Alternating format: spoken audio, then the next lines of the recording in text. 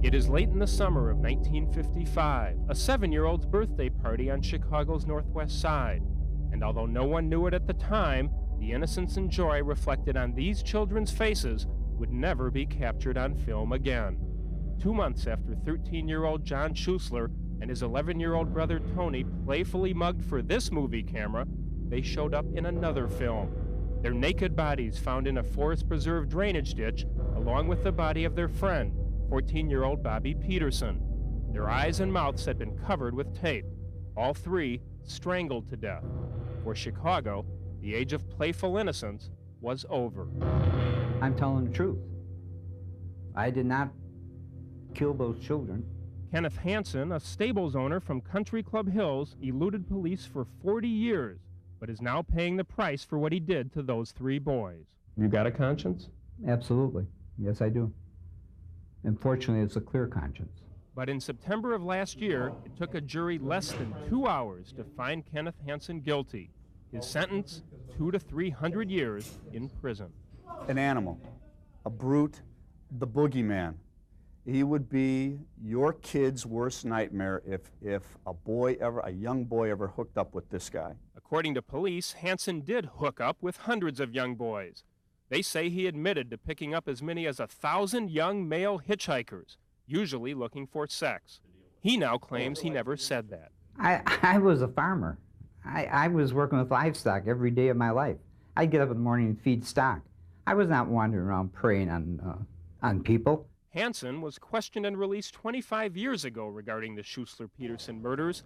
His name surfaced again in the early 90s when an FBI informant told ATF agents that Hansen had once mentioned killing 3 boys. Ironically, at the same time, a separate federal probe of insurance fraud in the horse industry turned up evidence linking Hansen to another Chicago mystery, the 1977 disappearance of millionaire candy heiress Helen Brock. Her body has never been found. Did anyone ever approach you in any way about Helen Brock? Never.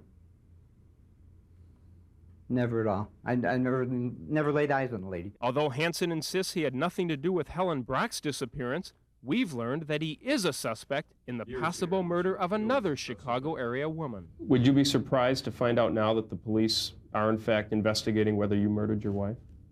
I would be surprised, yes.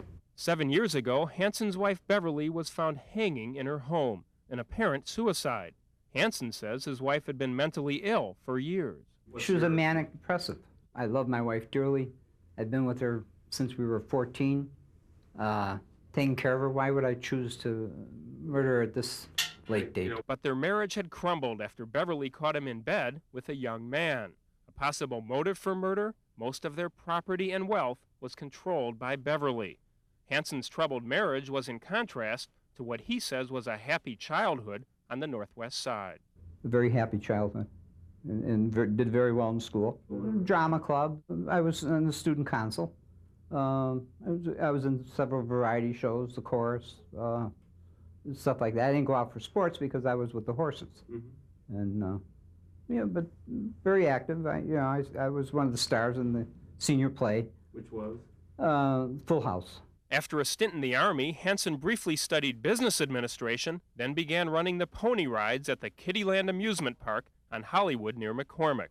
We've obtained these photos showing John Schuessler and his brother Tony riding the ponies at the very same Kittyland a year before their murders.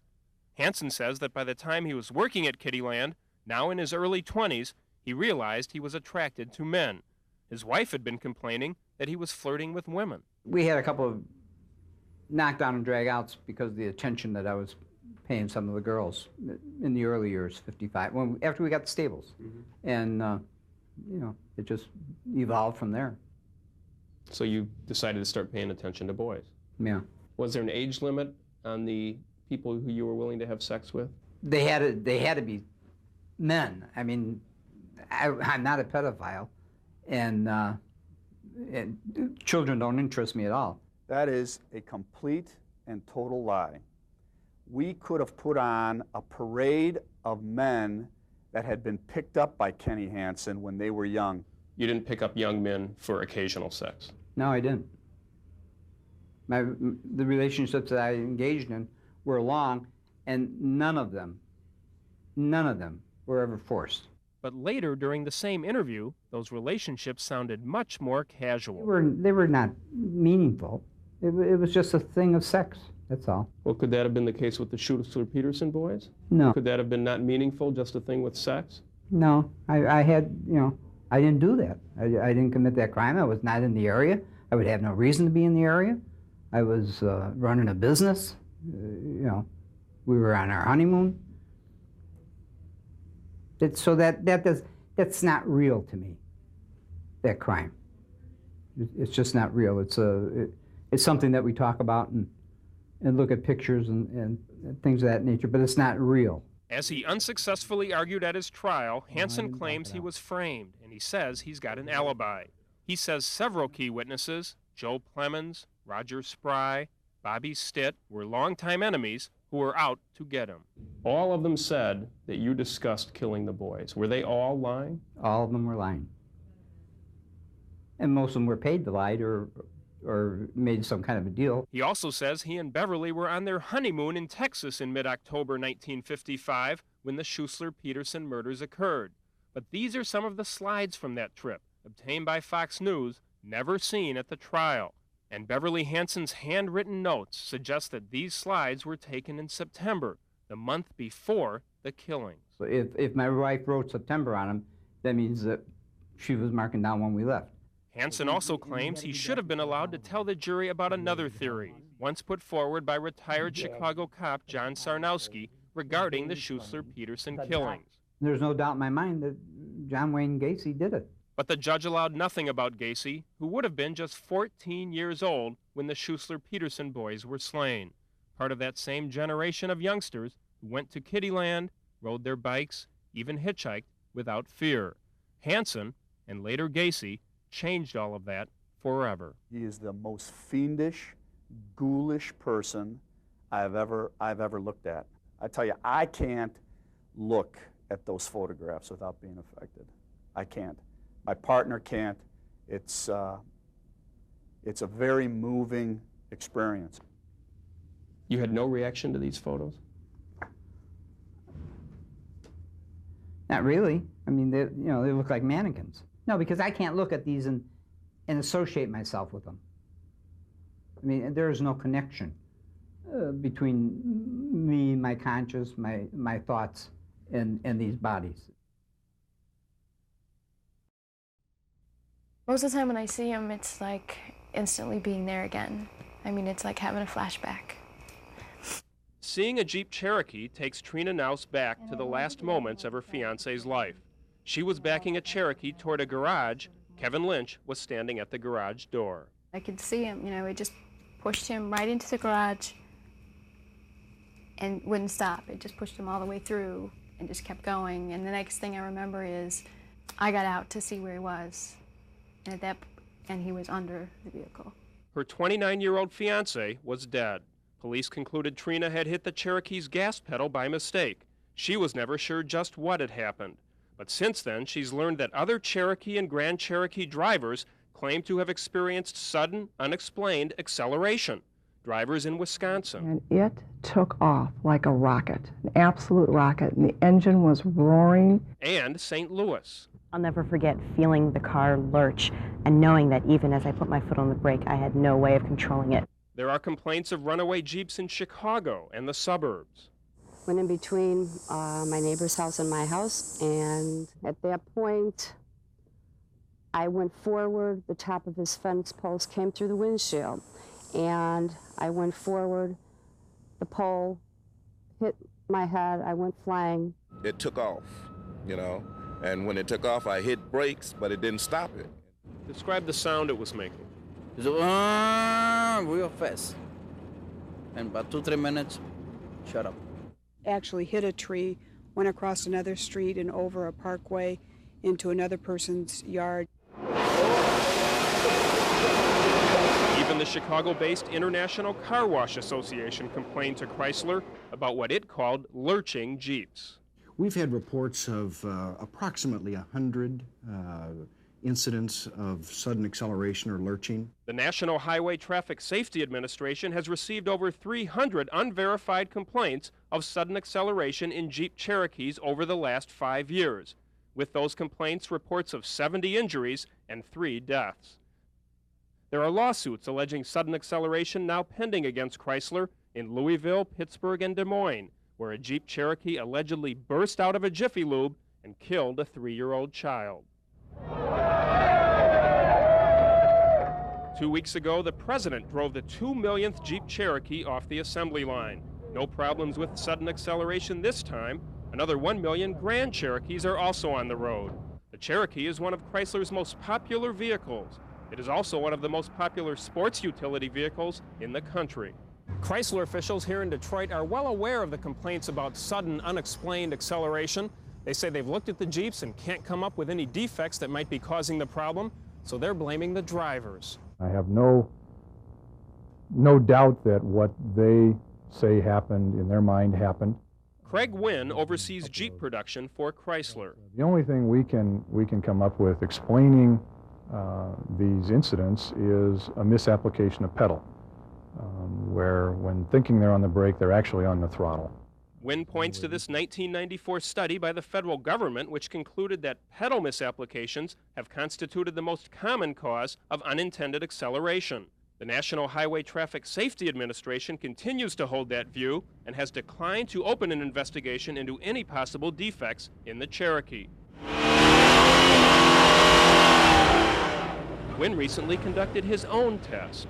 Even if the throttle were held completely to the floor, the vehicle could be contained with the brakes. Chrysler also says many of the complaints have come from new drivers or part-time drivers like car wash attendants who hurriedly hit the wrong pedal. They're in a situation where people don't seat themselves properly in the vehicle. They jump in and out. And Chrysler says drivers may hit the wrong pedal more often in sport utility vehicles because a larger drivetrain moves the gas pedal and the brake pedal further to the left. But the engineer sees no need to change their design. You know, our pedals are not way to the left. They're slightly to the left of a front-wheel drive car. There are vehicles out there that are more to the left than the Cherokee or Grand Cherokee. I could see that like once in a million pedal misapplication, but it's too frequent, and the cars they almost all seem to do it. I own one myself, and it revs up every time, so I don't buy it for a minute. Other alleged victims of runaway Cherokees also reject Chrysler's explanation. I had my foot on the brake the entire time, but it was not doing anything. I told my husband that I would never get in it again. I would never let my child get in it again. We call it killer Jeep. Yeah, we call them all killer Jeeps. No, I did not hit the wrong pedal. Some drivers, though, like Trina Naus, aren't so sure that they didn't hit that gas pedal by mistake. If somebody says, "Are you absolutely positive?" I can't say that I was. In tests after her accident, a police officer found that even his own foot slipped off the brake pedal of the Cherokee and hit the gas. The police officially blamed the accident on driver error, but Trina still has her doubts. Well, and that's, like you said, some people will probably look at it as she just doesn't want to think it's her fault. That's her way of dealing with it. But, I mean, I know how I drive. I know how I've driven all my life. And I know I was being careful. As she looks at photos of the man she planned to marry, Trina says she wants other Cherokee owners to be aware of the complaints about sudden acceleration, even if her own questions about the accident that killed Kevin Lynch are never answered. I had every reason and my whole life behind me to be careful. And I just think you don't know when it's going to happen, and if they don't acknowledge that it is a problem, it's just going to keep happening. Larry Yellen, Fox News, Chicago.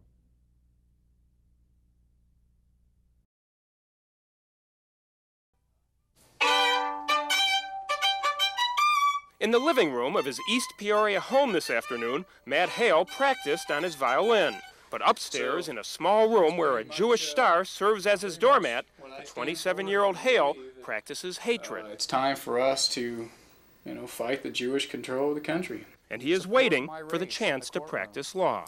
When people see Matt Hale, they will always see an advocate for white people. Because of that openly racist attitude, Hale, despite passing the Illinois bar exam last July, still cannot appear as a courtroom advocate for anyone. What's the HALO? HALO stands for the fact that we represent, or we regard, our bloodlines as being sacred. Hale is the nationwide leader of the World Church of the Creator, a white separatist organization run out of his second-floor office. We believe that what is good for the white race is the highest virtue, and what is bad for the white race is the ultimate sin. Last August, an attorney reviewing his application for the state Supreme Court raised questions about his character. He appealed to a panel of 3 lawyers, which voted 2-1 against his admission to the bar. The way they put it was that because I don't believe in equal rights or equality of the races, I'm not fit to be a lawyer. Supreme Court rules prohibit justices from discussing a rejection, which happens to only a handful of some 3,000 applicants each year. There are 13 standards for judging character and fitness, including whether the applicant has engaged in unlawful conduct, academic misconduct, or abuse of the legal process. Why would you want to practice law in a system that was filled with African Americans, with Jews, with everything that you seem to detest? The simple fact of the matter is if white racist people aren't in the courtroom will be biased against us. Hale looks down on Jews, but he still asked a Jewish lawyer, Alan Dershowitz, to help him get his law license. The United States Supreme Court has said that it's improper to inquire into the belief of an applicant to the bar. And that means that we err on the side of sometimes permitting a dangerous person to become a member of the bar.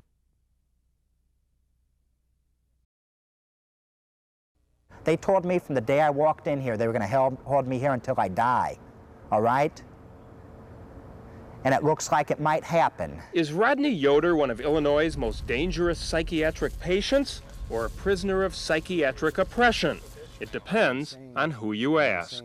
When he is given the opportunity, he will erupt, and the eruption will be massive. You are not a monster. I'm a human being. There aren't monsters are in fairy tales. There are human beings, you know, they're people who commit heinous crimes, and I'm not one of them. Yoder's right. He's never committed a murder or serial killings. He has committed 2 aggravated batteries for which he served his time. But 8 years ago, at the end of his 2nd term in prison, he was committed to the Chester Mental Health Center. The state said he was mentally ill and too dangerous to be set free. They say that I'm psychotic. Show me where. Delusional disorder, persecutory type. David Oakes is the co-founder of Support Coalition International, a group of self-proclaimed psychiatric survivors who challenge the psychiatric establishment. Oakes has taken up Rodney Yoder's cause. That's why in America it's supposed to be you only get locked up if you commit a crime, not if they predict that someday you'll commit a crime. Well, not exactly. You can be locked up if you are considered mentally ill and a danger to yourself or others. It is called involuntary commitment. In Illinois, it happens to some 2,500 people every year. I like life on the outside. I liked it just fine. I hate it here. While on the outside in 1979, Yoder struck and injured his girlfriend. 11 years later, in 1990, another aggravated battery, this time against his ex-wife. But in between, in the 1980s, he sold real estate, raised a family, and had no criminal record. State psychologist Daniel Cuneo has testified against Yoder's release. He has not taken a machine gun and killed 400 people. What I'm telling you is, he doesn't have a machine gun in here. But his wish to destroy, to hurt, to maim is still there. Cuneo says Yoder suffers from delusions and paranoia. Yoder has written letters threatening to commit mass murders and has sent dozens of bomb threats to lawyers, judges, and celebrities, even to the president. I was willing to commit federal mail law crimes so that I could go to a prison and not be here. The Chester Mental Health Center is a maximum security facility, the only one in the state, and the 300 or so patients living here are considered too dangerous to be housed anywhere else. Cuneo tries to portray me as a Hannibal Lecter type monster, okay? I've been free before, do you understand? The 41-year-old Yoder grew up in South Suburban Park Forest. He was a good student and participated in baseball, track, and basketball. But at age 15, he was placed in a foster home because of an abusive father. His mother says he was well behaved as a child, but also adept at telling lies. Oh, he was a very good liar. In fact, he had a lot of people convinced with his lies. He could lie with the best of them. I know that growing up in the family I grew up with, it left scars, and it's hard for me. But I'm dealing with it, and I think if Rodney would try, I think he should, and I think he could. But state psychologists say Yoder won't try. He adamantly refuses psychotropic medications like Thorazine that are now widely accepted as successful treatments for mental illness. Why not go along with the state? Take the medication, play their game, and help yourself get out. There's no medications to be taken because there's no illness to be treated. Do you understand, Larry? Well, why not play the game? I value myself, my body. I don't want to ingest dangerous neurotoxins, all right? People should have a right to say no to the government pushing drugs into their minds and body. Oakes himself was institutionalized in the 70s while a student at Harvard. He admits that Yoder is not the most appealing poster boy for psychiatric survivors, but he claims Yoder's case illustrates how evidence like threatening letters, which in a criminal case could bring a fixed amount of time in jail, can keep a mental patient confined indefinitely. If it had been really a dangerous crime, he should have been brought in front of a judge and charged, and he never was. But Daniel Cuneo points out that the evidence for Yoder's commitment is reviewed every 6 months in a courtroom. And for 8 years now, the answer has always been the same. There has never been a dispute. He's not ready to leave. He won't be ready to leave until he gets himself involved in some type of treatment. Will you explode if you're released? No. Well, I'm not an explosive. I'm not going to blow up like a bomb. As far as engaging in antisocial or violent conduct, no.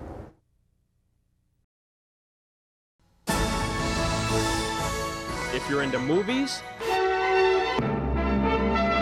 or sports, or a news junkie, and then I looked at the or even if you're into shopping from your home, then cable TV is no longer a luxury, it's a necessity. But those monthly fees for basic cable and premium channels, you have to pay hundreds of dollars every year, unless you can hire someone like the cable cowboy. So this is all proper, what you're doing here? Yes, sir. Up on that ladder, Mike Glenville looks like he could be a regular cable installer. Just like the real guys, he was even an hour late for his appointment.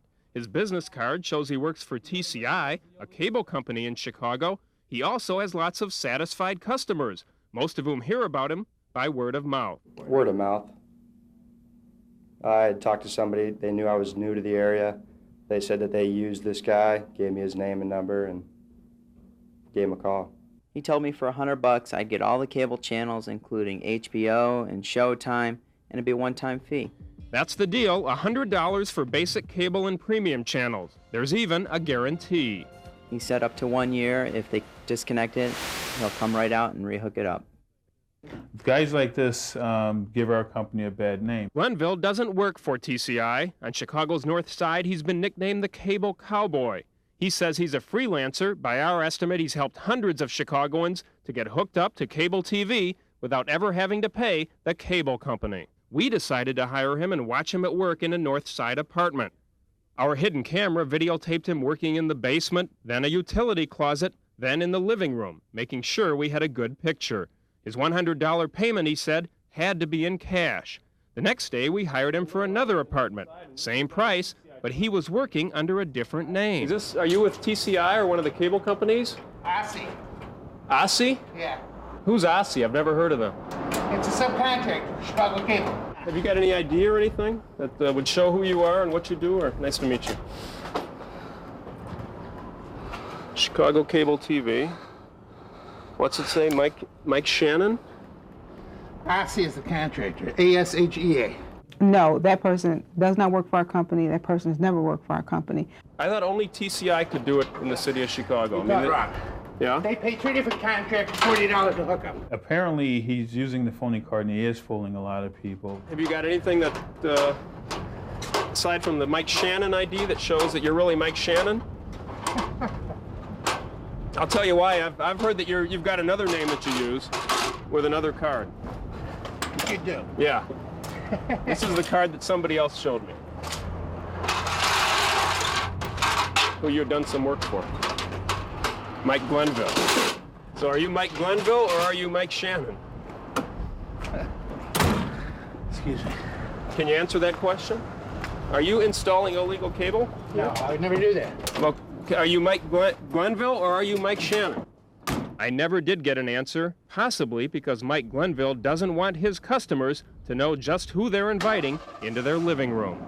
Glenville was once a Chicago policeman, but in the mid-'80s he was thrown off the force after a conviction for misdemeanor theft. It's rather scary to think that that many people actually would rely on this type of individual. TCI's legitimate cable installers have badges, TCI trucks, uniforms, and work orders. With renegade installers, customers never know exactly who they're dealing with.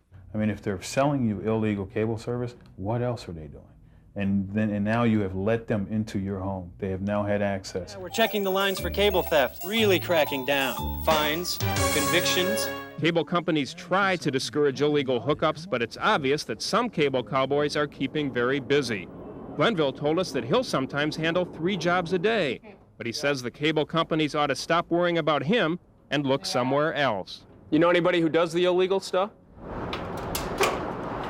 A lot of the guys that work for the cable company. Do they? Larry, this place is absolutely filthy. I can and smell it. And it smells. I'm embarrassed to have you in here, and I certainly don't want any photographs taken. Where can we go? The apartment reeked of garbage. Even Dean Olds' clothes were stained with urine, the stench so bad that the one-time millionaire lawyer has been evicted from his Laguna Beach apartment.